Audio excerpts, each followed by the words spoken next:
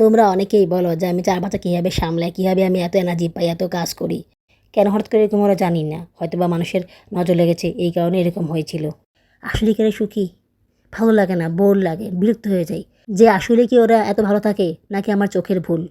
আসলে এটাই জীবন, এটাই বাস্তব। খারাপ বলে যে সম্পূর্ণ খারাপ সে তা না। ভালো বলে যে সে সম্পূর্ণই ভালো তা না।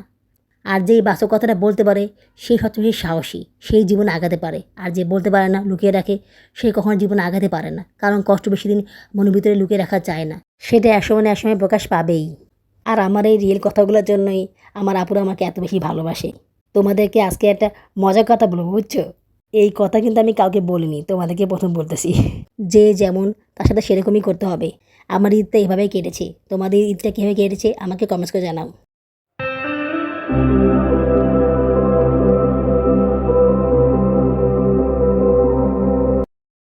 আসসালামু আলাইকুম। আমার চ্যানেল ইমন পেজে তোমাদের সবাইকে স্বাগতম জানাচ্ছি। তোমরা সবাই কেমন আছো? আশা করি আল্লাহর রহমতে ভালোই আছো। আমিও ভালো আছি আলহামদুলিল্লাহ। দেশে এবং বিদেশ থেকে যারা আমার ভিডিওটি দেখতেছো তাদের সবাইকে জানাই আমার পক্ষ থেকে আন্তরিক অভিনন্দন ও ভালোবাসা। চাঁদ রাতের এবং কোরবানি ঈদের স্পেশাল ব্লগ নিয়ে তোমাদের সামনে আবার হাজির হলাম। কোরবানি ঈদের আগের দিন বিকেলবেলা বাচ্চারা বলতেছিল যে গরু দেবে। আসলে কোরবানি ঈদে আসলে ওদেরকে গরু দেখানো হয়, এছাড়া তো দেখানো হয় না। তাও মনে করো যে কোরবানি ঈদের আগের দিন বাবুরা তো নিয়ে যায় না, তো আমাকেই যাওয়া লাগে। আমার আসলে সময় হয় না, তাছাড়া শরীরটাও খারাপ থাকে, তো আমি ওদেরকে নিয়ে বের হতে পারিনি। তো ভাবলাম আজকে বের না হলে ওদেরকে আর গরু দেখানো হবে না। বাবুরা কোরবানি দিন ওদেরকে নিয়ে যায় কি না, গরু কাটা দেখায় কি না তা তো জানি না। তবে গরুটা আমি দেখাতেই পারি। যে গরু দুইটা কিছুক্ষণ আগে দেখলা, এটা হচ্ছে আমাদের বাসার নিচের গরু। আমাদের বিল্ডিংয়ের ভাড়াটিয়ারা মিলে গরু কোরবান দিচ্ছে, তো সেই গরুগুলো আর কি। তো বাচ্চাদের নিয়ে আরও সামনে হাঁটলাম, তো সামনে দেখলাম ছাগল। ছাগলকে কাঁঠাল পাতা খাওয়াচ্ছে, তো সায়রা খাওয়াতে যাচ্ছে কিন্তু ভয় পাচ্ছে। সায়রা তো তাও সামনে গিয়েছে, জায়ান তো সামনেই যায়নি। জায়ান খুবই ভয় পায়, গরু ধরতে ভয় পায় বা গরুর সামনে যেতেও ভয় পায়। জায়ানের দেখা দেখি সায়রাও ভয় পায়। জুদেনাকে সাথে করে নিয়ে আসেনি, ও ঘুমিয়েছিল, ওর শরীরটা ভালো না, সকালবেলা 3বার বমি করেছিল। তোমাদেরকে আমি বলেছিলাম না পোস্টে যে জুদেনার শরীর খারাপ। ও সকালবেলা 3বার বমি করেছিল হঠাৎ করেই। সারাত আমাকে ঘুমাতে দেয়নি, সারাত সে ঘুমাতে পারেনি। কেন হঠাৎ করে এরকম হলো জানি না। হয়তো বা মানুষের নজর লেগেছে এই কারণে এরকম হয়েছিল। তারপরে ভালোই ছিল, খাবার দাবার খেলো। কিন্তু যখন দেখলাম যে শরীরটা খুব দুর্বল, ঘুমিয়ে গিয়েছে, তো ওকে আর উঠায়নি, ওকে বাসায় থেকে তারপর চলে আসলাম। ভাবলাম আমরা তো বাসার নিচেই হাঁটবো, খুব বেশি দেরি হবে না, এই আধা ঘন্টা সময় লাগতে পারে, বাইরের থেকে একটু বেশি লাগতে পারে। তো ও তো সারাত ঘুমায়নি, তো সেই ক্ষেত্রে ঘন্টাখানেক তো সে ঘুমাবেই, তার মধ্যে আমরা চলে আসবো। সাউদাকে নিয়ে কোথাও বের হলে অনেক সমস্যায় পড়তে হয়। মানে ও এতটা লাফালাফি করে যে কোনো জায়গায় স্থির থাকেন না। মানে ও কোথায় যায় না যায় সেদিকে খেয়াল রাখা খুব কষ্টকর হয়ে যায়। জায়ান সারা ওকে ধরে রাখতে পারে না, আর আমিও তো আরও পারি না। ভাগ্য বলে জয়নাকে নিয়ে আসিনি, না হলে যে কী অবস্থা হতো আমার আল্লাহই জানে। আমি কতক্ষণ ওকে ধরে রাখি কিন্তু আমার হাত থেকে সে চলে যায়, মানে সে আমার কাছেও থাকেন না। ওই দেখো সে সামনে চলে গেল, আর একটু হলে রিক্সা বাড়ি খেত। জায়ান ধরে ফেলেছে। এরকম করলে কেমন লাগে বলো? সে খালি দৌড়াবে, বুঝছো? ও বারবার শুধু আমাকে বলে আম্মু ঘুরতে যাব, ঘুরতে যাব, নতুন জামা পরবো, জুতা পরবো, ঘুরতে যাব। কিন্তু ওকে নিয়ে ঘুরতে যে যাবো সেই সাহসটা পাই না। মানে বাসা থেকে বেরোবো একটু হাঁটবো, সেটাও মানে সাহস পাই না। ওর বাবা ওকে নিতে চায় না, কারণ ও এত বেশি দুষ্টামি করে, এত বেশি লাফালাফি করে যে ওকে আর কারণ অনেক কষ্টকর হয়ে যায়। ও তো ছোট, ওর কথা আর কী বলবো। বড়টা তো আর বেশি করে। সারা যে দুষ্টামি করে, বাবারা বউ এখনও সারাকে নিয়ে কোথাও যেতে চায় না। বলে যে সারা খুব দুষ্টামি করে, সারাকে নিব না। মানে জায়ানকে সবসময় নিতে চায়, সারাকে নিতে চায় না। বেচারার মন খারাপ হয়ে যায়। এই কারণে আমি বাবরাকে বলি, জোর করি। তখন উনি সারাকে নিয়ে যায়, তাও অনেক কন্ডিশন দিয়ে নিয়ে যায়। বাসায় যাওয়ার পরে দেখি যে না উঠে কান্নাকাটি করা শুরু করে দিচ্ছে। আল্লাহ, ওর কান্নাকাটি করা দেখে আমার এতটা খারাপ লাগলো, মানে বুকের ভিতরটা বুঝছে মোচড় দিয়ে উঠলো। ভেবেছিলাম যে সে উঠবে না, কিন্তু সে উঠে মনে করে যে পটি করে অবস্থা খারাপ করে ফেলেছে, আর কান্নাকাটি করতেছে। ভাগ্য ভালো খুব বেশি অবস্থা খারাপ হয়নি, তার আগে আমরা চলে এসেছি। না হলে যে কী হতো আল্লাহই জানে। এই তখন থেকে ওর পাতা পায়খানা করা শুরু হলো। মানে এই পাতা পায়খানা আর থামতেছিলই না, বুঝতে পারছো? চান রাতের দিন সারাত আমাকে ঘুমাতে দেয়নি। আমি ভেবেছিলাম যে মাংসটা আগেই রান্না করে রাখবো, বাবরাবু বাসা থাকলে তো সেটাও করা হয় না। মানে করতে গেলেও দেরি হয়ে যায়, উনি চেঁচিলি করে, গ্যাসেস করে, তো ওনার সব ঝামেলার কারণে আরও বেশি দেরি হয়ে যায়। কিন্তু করতে পারলাম না, মেয়েটার অসুস্থ ছিল, বাবা পটি করতেছিল, এদিকে আমারও শরীর খারাপ, তো সব দিকে আমি সামাতে পারিনি। সারা রাত তো আমাকে ঘুমাতে দেয়নি, আমি তো এতবেলা ঘুমাতে পারিনি। ভোরবেলা উঠে বাবরাবাকে ডাক দিয়েছিলাম যে তুমি কি নামাজ পড়তে যাবা না? তো তখন 7টা বাজে, উনি বলতেছে যে আমি যাব না, দেরি হয়ে গেছে। আমি বললাম খুব বেশি দেরি হয়নি, এই সময় তো নামাজ পড়া যায়। বলছেন না যাব না। তো আমি অনেক রিকোয়েস্ট করলাম কিন্তু উনি গেল না। রাতেরবেলা কিন্তু তেমন কিছু হয়নি, ঝগড়াঝাটি করেছে, উনি তো করেই প্রতিদিন, বাট অত বেশি ঝামেলা হয়নি যে উনি যাবে না, মানে ইচ্ছে করে গেল না, এটা ঈদের নামাজ সে পড়লো না। মানুষ কমেন্টসে বলে যে আমি নাকি হাজব্যান্ডের বদনাম করি। আচ্ছা তোমরাই বলো, যে মানুষটা ঈদের নামাজ না পড়ে তাকে কি বলা যায়? আর তার সম্পর্কে আমি মিথ্যা কথা বানিয়ে কেন বলবো যে আমার হাজব্যান্ড অনেক ভালো, শীতের নামাজ পড়েছে? আমি না অনেকে ব্লগ দেখি, এত সুন্দর সুন্দর ব্লগ করে না, মানে দেখলে না মনে হয় যে এদের জীবনে কোনো কষ্টই নেই, এরা অনেক সুখী। আসলে কি এরা সুখী? ভালো লাগে না, বোর লাগে, বিরক্ত হয়ে যাই যে আসলে কি ওরা এত ভালো থাকে নাকি আমার চোখের ভুল। আসলে মিথ্যা কথা বানিয়ে তো অনেক কিছুই বলা যায়, কিন্তু এতে শান্তি পাওয়া যায় না, সুখ পাওয়া যায় না, আমি এটা পাই না। এই কারণে আমি তোমার সাথে সত্যতা শেয়ার করি, যতটুকু করা সম্ভব ততটুকুই শেয়ার করি। আমার সন্তানদের নামে কোনো প্রকার কোনো খারাপ কথাকে আমি বলেছি বলো? বলিনি, কারণ ওরা কোনো খারাপ কাজই করেনি, বলবো কি বলো? তো যে যেটা করেছে সেটা তো বলবোই, তাই না? আমার স্বামীর নামে আমি ভালো খারাপ কথা বলতেই পারি। দেখো প্রত্যেকটা মেয়েরে কিন্তু ওদের স্বামীর নামে ভালো খারাপ কথা বলে, কোনো মেয়েই দেখবা না যে স্বামীর নামে শুধু ভালোই বলতেছে, আবার এমনও দেখবা না যে স্বামীর নামে শুধু খারাপটাই বলতেছে, ভালো খারাপ মিলিয়েই বলে। আসলে এটাই জীবন, এটাই বাস্তব। খারাপ বলে যে সম্পূর্ণ খারাপ সে তা না, ভালো বলে যে সে সম্পূর্ণই ভালো তা না। তো সেটা আমি প্রকাশ করি, অনেকে করে না। তো সেটাকে যদি অনেকে খারাপ মনে করে, আমার কিছু করার নেই। এটাই জীবন, এটাই বাস্তব। আর যেই বাস্তব কথাটা বলতে পারে সে সবচেয়ে সাহসী, সেই জীবনে আগাতে পারে। আর যে বলতে পারে না, লুকিয়ে রাখে, সে কখনো জীবনে আগাতে পারে না, কারণ কষ্ট বেশি দিন মনের ভিতরে লুকিয়ে রাখা যায় না, সেটা একসময় না একসময় প্রকাশ পাবেই। এখন ঈদের দিন সকালবেলা তো তোমাদেরকে যে বাজারগুলো দেখালাম, মানে এখন যেগুলো দেখতে পারতেছো, এই বাজারগুলো বাবার আবার বন্ধু দিয়েছে। যে বন্ধু রমজান ঈদের সময় বাজার করে দিয়েছিল, তো উনি আমাদেরকে আবার কোরবানি দিয়ে বাজার করে দিয়েছেন। দেখো কত কিছু দিয়েছেন, দুধ, শ্যামাই, তারপরে গরু মাংসের মশলা, আদা রসুন, পোলাও চাল, পেঁয়াজ, চিনি, তেল, ছোটো মশলার প্যাকেট, মোটামুটি কোরবানিতে যা যা লাগে সব কিছুই দিয়েছেন, আলহামদুলিল্লাহ। আর এই পলিথিন এগুলো কিন্তু উনি দেননি, এগুলো বাবুরাবু কাকে হাতে নিয়ে এসেছেন, ওনার জন্য তো সহজ হয়ে গেল, ওনাকে আর সেভাবে করে বাজার করা লাগলো না। ঈদের দিন সকালবেলা এই কাজগুলো করে নিলাম, কারণ এগুলো সব খুলে ফেলা হয়ে গেলে তোমাদেরকে তো আর দেখানো হবে না। ভেবেছিলাম আগেই দেখাবো, কিন্তু মেয়ে অসুস্থ ছিল এই কারণে দেখাতে পারিনি। ওনাকে বলেছিলাম যে অল্প করে হলেও বাদাম নিয়ে আসো, ঈদের দিন বাদাম বেশি আমি না খেলে কি হয়? তো দেখো উনি কত অল্প করে বাদাম এসেছে, যা কিনেছে এতে আমি খুশি, আলহামদুলিল্লাহ। রাতেরবেলা কোনো রকমের ডিম ভাজি দিয়ে ভাত খেয়ে নিয়েছিলাম।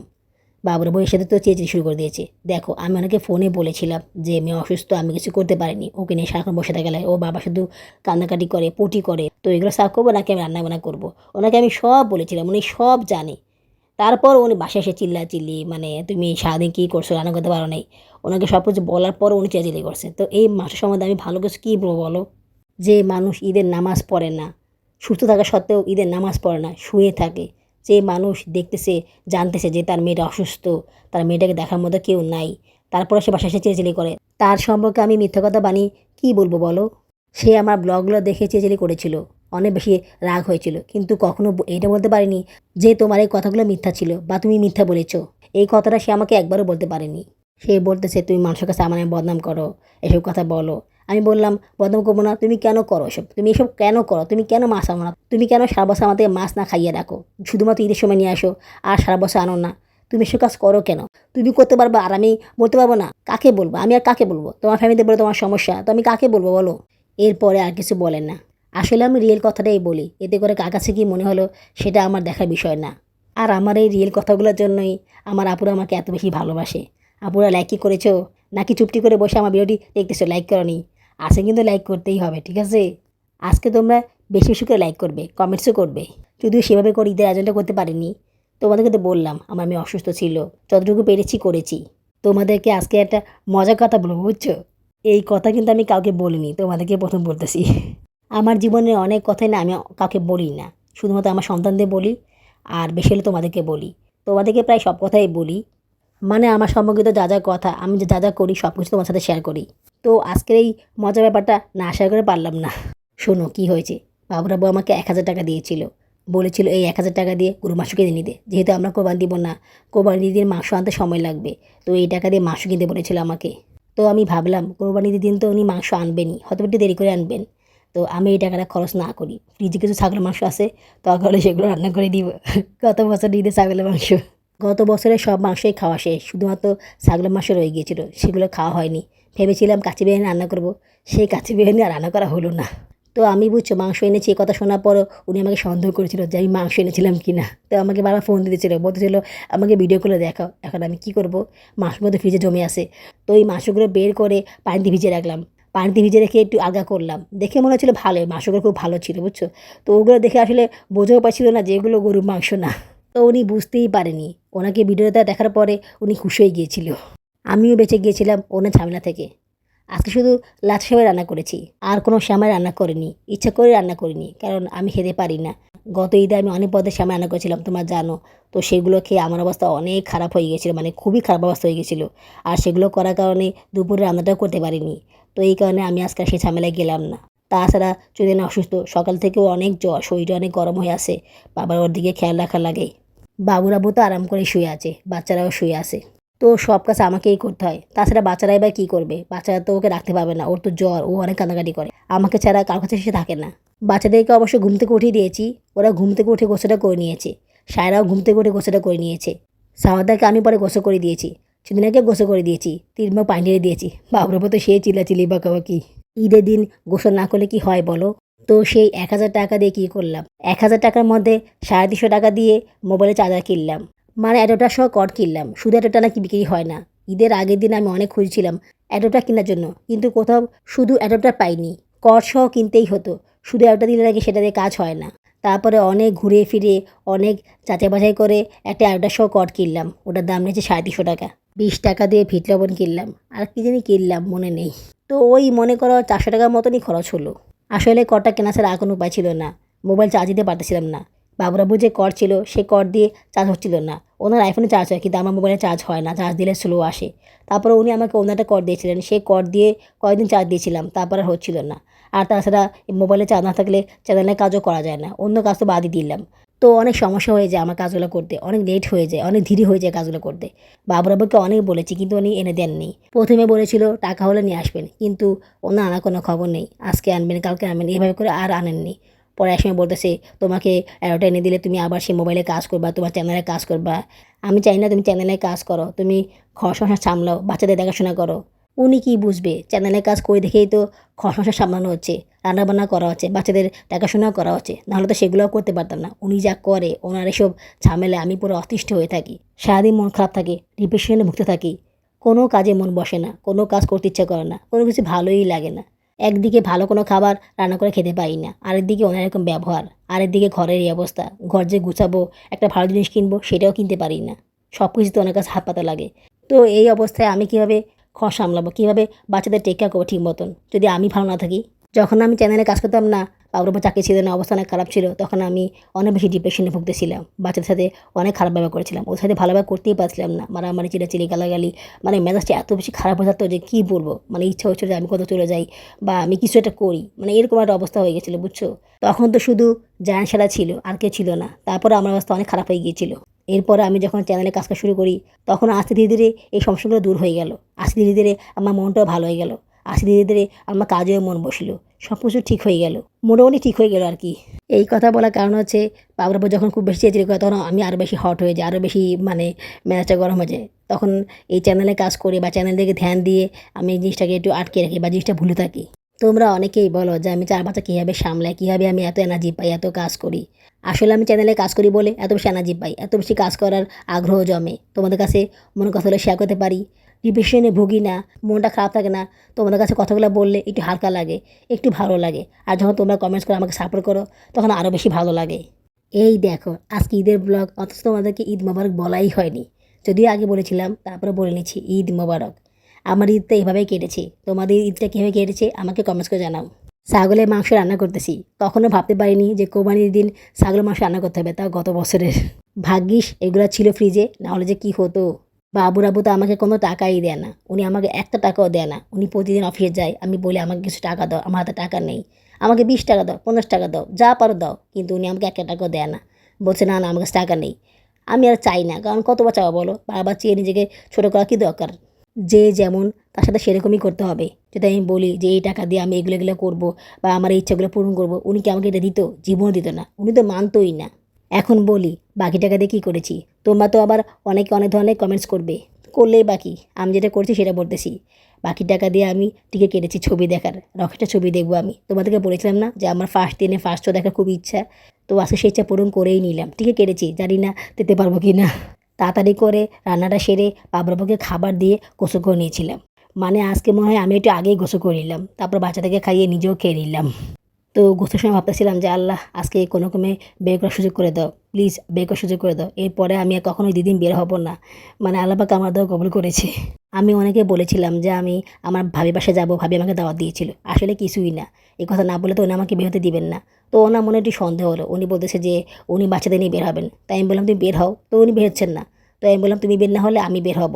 তো উনি যখন দেখলো যে আমি বের হব এরকম ভাব, তখন উনি বলতেছে আমাকে তাড়াতাড়ি খাবার দাও, খাবার খেয়ে বের হবো, বাচ্চাদেরকে খাবার খাইয়ে দাও। তো আমি তাড়াতাড়ি করে অনেকে খাবার দিয়ে বাচ্চাদেরকে খাবার খাইয়ে দিলাম, বাচ্চাদেরকে জামা কাপড় দিয়ে দিলাম, ওরা রেডি হয়ে নিল। তারপরে বাবুর আব্বু বাচ্চাদের নিয়ে বের হলো। আসলে উনি যাবে আমার বড়জালের বাসায়। আমার বড়জালের বাসায় আমার শাশুড়ি আছে, উনি অনেক অসুস্থ। তো বাচ্চাদেরকে নিয়ে যাবে ওনাকে দেখাতে। আমি বলেছিলাম আমাদেরকেও নিয়ে যাও। বলছে না না তোমাদেরকে আজকে নিব না, তোমাদেরকে কালকে নিব। বাবু অসুস্থ আছে, কালকে নিব। আসলে উনি আমাদেরকে নেবেন না, বুঝছো, মানে বুং বাং শোনালো আমাকে আর কি। এত বছর তো সংসার করি, ওনারা এটুকু না বুঝলে আর কি বুঝবো বলো। উনি যদি নিয়ে যেত তাহলে আমাদের সবাইকে নিয়ে যেত। উনি কেন আমাকে আবার পরে নিয়ে বাড়তি টাকা খরচ করবে? এতটা বোকা তো উনি নন। তো উনি বের হওয়ার সঙ্গে সঙ্গেই আমি সাউদা আর জুনানাকে নিয়ে বের হয়ে গেলাম। সাউদা তো প্রচুর কামারি করেছিল যাওয়ার জন্য। উনি কোনো রকমের সাউদাকে চকলেট দিয়ে বের হয়ে গিয়েছিলেন। আমি পরে সাউদাকে বুঝিয়ে বললাম যে আমরা বের হবো, তুমি কানাকানি করো না। তো ওকে একটু খাবার খাইয়ে আমিও খাবারটা খেয়ে বের হয়ে নিলাম। উনি আবার যাওয়ার আগে বলেছিল কোথাও বের হবো না, ঘরে থাকবা, আমরা তাড়াতাড়ি চলে আসবো, আমরা বেশিক্ষণ থাকবো না। আমি মনে মনে বলি তোমরা ঘুরতে যাবা আর আমরা ঘুরতে যাবো না? আমার 2 মেয়েকে তো ঘুরতে নিলে না, আর কবে নিবা কে জানে। তুমি তো ওদেরকে নিয়ে ঘুরতে যাবাই না। যদিও আমার মুভি দেখার টাইম ছিল, না হলে আমি বের হতাম না। জুনেনার জ্বর কমে গিয়েছিল, কিন্তু সাউদার পটি হচ্ছিল, পাতলা পটি হচ্ছিল। পরে ভাবলাম ছবি একটা দেখবো, বেশি সময় লাগবে না, প্যাম্পাস পরিয়ে নিয়ে যাব, যাই, বাচ্চারা ঘুরে আসবে। ওদেরকে নিয়ে তো কোথাও ঘোরা হবে না। বড় দুটো আসলে খুব আশা ছিল, বললো মাম্মা আমরা যাবো ছবি দেখতে। আমি বললাম তোমরা যদি যাও তাহলে তো আমার যাওয়া হবে না, তোমার আব্বু তো বুঝে যাবে। তোমরা বাবার সাথে যাও, আম্মু তোমাকে দেখে পরে আবার মুভি দেখতে নিয়ে যাব। মুভি দেখার ব্লগটা এই চ্যানেলে শেয়ার করবো না। তোমরা অনেক অনেক ধরনের কমেন্টস করো, তো সেটা ফেসবুকে আর টিকটকে শেয়ার করবো। যারা দেখতে চাও আমাকে ভালোবাসো তারা দেখে নিও। আজ এইটুকুই, আগামী ব্লগে দেখা হবে। আল্লাহ হাফেজ।